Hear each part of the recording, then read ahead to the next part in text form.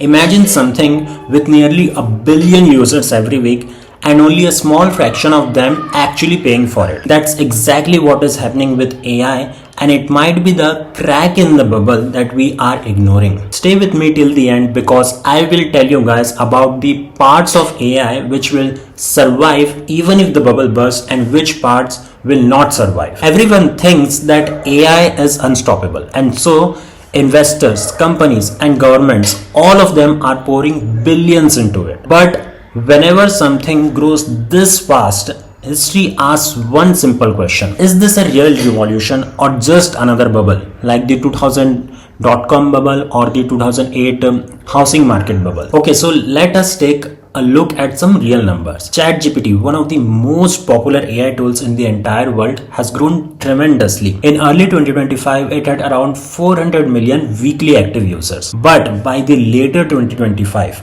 this number shot up to 800 million to 900 million weekly active users. That's almost 1 billion people using it every week. Yet, out of these hundreds of millions of people, only 10 million people are actually paying for it, for the premium subscriptions. So what does this mean? This means that most people use AI for free and only a small fraction of the people are actually spending on it, which is a classic sign of hype.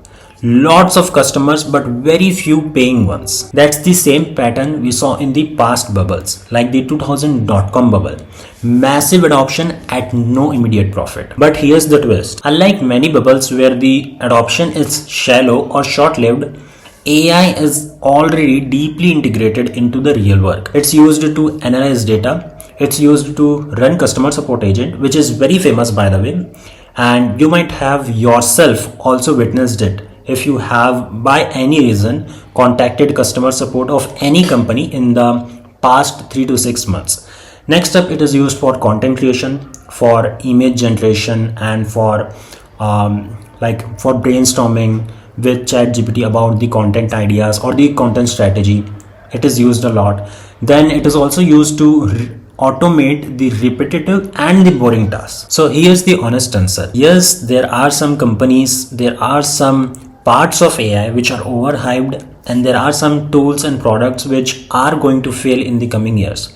But the technology of AI, that isn't going away. This isn't a simple boom and bust. It's more of like a shakeout where the weak ideas will fall off and the strong ideas, the strong solutions to the real problems, they will stay. Think back to the early internet. At that time, a lot of companies got huge funding in the later 1990s, and by the year 2000, most of them crashed. But the internet, which was the core foundation of this entire thing, of this entire bubble, that didn't disappear. It stayed and it transformed the world in the years after that. AI is behaving exactly the same way, just on a bigger scale. So what will survive when this AI hype will slow down or crash? Well, it's the companies, the people, and the tools which will bring real value to the table. Only they will survive. Everything else, like the companies which don't have any real users, the tools which are nothing but fancy,